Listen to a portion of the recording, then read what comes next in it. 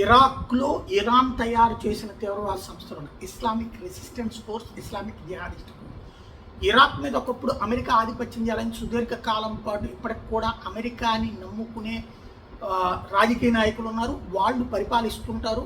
అదే సందర్భంలో ఇరాన్ అక్కడ తన రాజ్యాన్ని ఏర్పాటు చేయాలనుకుంటుంది. అక్కడ Islamic resistance force, Islamic jihadist force ద్వారా అమెరికా దళాల మీద పెత్తనం చేస్తుంది. అట్లాగే సులేమానా అనేటటువంటి ఇరానీ కొమైనీకి సంబంధించిన అనుచరుడైనటువంటి సైనిక చీఫ్ ఇరాక్ వెళ్ళి అక్కడ వాళ్ళకి ఉగ్రవాద సంస్థలకి ట్రైనింగ్ ఇస్తున్న సందర్భంలోనే ఇజ్రాయెల్ అమెరికా కలిసి చంపేసింది. ఇప్పుడు అక్కడ ఇరాకీ స్పెషల్ ఫోర్సెస్ ఒక కీలకమైన స్టెప్ స్టార్ట్ చేసి, ఎందుకంటే ఇరాన్కి సహకరించే వాళ్ళు తమ దేశంలో ఎవరెవరు ఉన్నాళ్ళో వెతికి వేటాడుతున్నారు.